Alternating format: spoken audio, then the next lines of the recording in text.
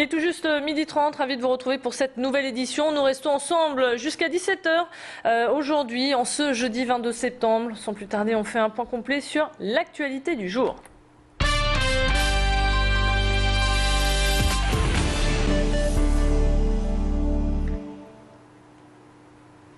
Et on commence avec un mot sur le trafic, car ça ralentit toujours sur la 22 en direction de la Belgique en raison de travaux d'élagage et d'abattage de peupliers italiens. Ces arbres menacent de tomber. Alors pour sécuriser le bord de l'autoroute, les agents de la DIR interviennent la journée car la nuit le chantier est trop risqué pour les bûcherons et les automobilistes. Le chantier est mobile et se déplace de 400 mètres, comptez en moyenne 20 minutes de plus sur votre temps de parcours. Explication au micro de Masha Gunaisen. On connaît le problème, en bordure d'autoroute, on sait que le site n'est pas favorable à un développement d'arbres. Il y a des tranchées, il y a de l'assainissement, il y a du réseau et les hydrocarbures, donc forcément on a une altération du bois plus importante que dans un espace vert normal. On voit des champignons, des choses comme ça, des blessures au niveau du collet, du tronc. Sinon, c'est pas toujours visible, c'est ça le problème. Et les travaux reprendront la semaine prochaine et cependant 15 jours dans le sens cette fois Gand-Lille. Ensuite ce sera au tour de la route nationale 42 dans le sens Lille-Labassée, le tout pendant une semaine.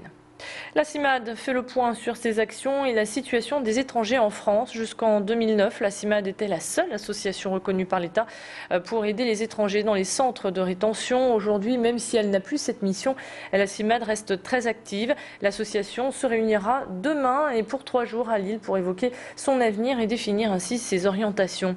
Gaston Debar était dans nos locaux à Grenier TV ce matin pour nous parler de ce grand rendez-vous. Je ferai la distinction entre ce qui se passe sur la côte, où on a affaire à des gens qui ne veulent pas rester en France, donc effectivement qui veulent passer en Angleterre, où le problème est tout à fait différent, et où simplement il s'agit de leur permettre, pendant leur court séjour en France, de faire en sorte quand même qu'ils ne meurent pas de faim. Ou qu'ils ne soient pas battus.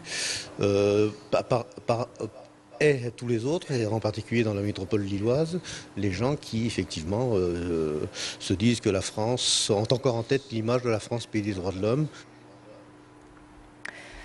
Dans le reste de l'actualité, le procès de l'attentat de Marrakech reprend aujourd'hui. Après avoir été reporté 2 fois, les familles des victimes vont pouvoir faire face aux 9 suspects, dont Adil El Atmani, considéré comme l'auteur principal de cet attentat. En avril dernier, souvenez-vous, une explosion sur la place Jemaa El Fna avait provoqué la mort de 17 personnes, dont 8 Français. Parmi les victimes françaises, il y avait une petite fille du Nord, Camille Dewelly, 10 ans. Elle est décédée sur le coup et ses parents ont également été blessés. Adil El Atmani avait avoué en juin être l'auteur de l'attentat en donnant par la même occasion de nombreux détails. Il avait aussi exprimé une satisfaction pour la mort des Français. Aujourd'hui, il revient sur ses déclarations et nie toute responsabilité.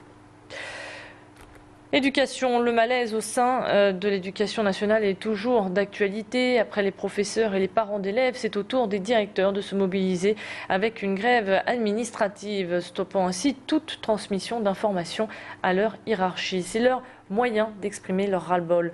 Patrick Vandrich nous explique cette nouvelle grève au micro de Pierre Beauvillain. C'est vrai que cette disparition des administratifs vient s'ajouter à des suppressions de postes massives depuis quelques années, à une diminution des moyens, ne serait-ce que pour l'enseignement des langues vivantes dans les classes, etc. Des conditions d'enseignement qui touchent directement les élèves. Donc voilà, cette suppression des administratifs vient s'ajouter au reste.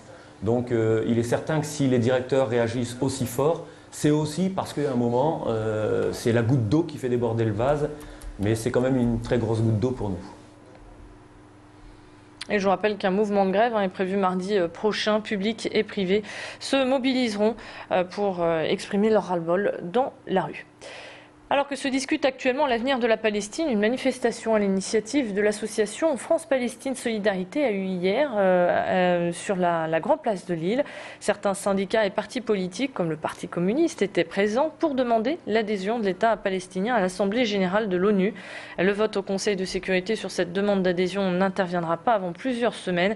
Cette adhésion, si elle est acceptée, permettrait à l'État palestinien d'avoir accès à la justice internationale. Écoutez cette militante au micro de Masha Gunaisen. Barack Obama, contrairement à son discours, notamment celui d'un an, où il affirmait que d'ici un an, il y aurait un État palestinien, on s'aperçoit aujourd'hui que c'est encore une fois un mensonge et qu'il s'opposera, qu'il mettra son veto. Il a confirmé qu'il mettrait son veto au Conseil de sécurité de l'ONU.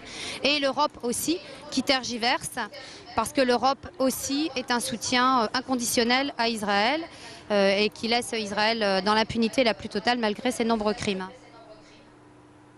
Et Nicolas Sarkozy a proposé un statut intermédiaire d'État observateur, invitant Israéliens et Palestiniens à faire des compromis pour parvenir à un accord de paix définitif d'ici un an.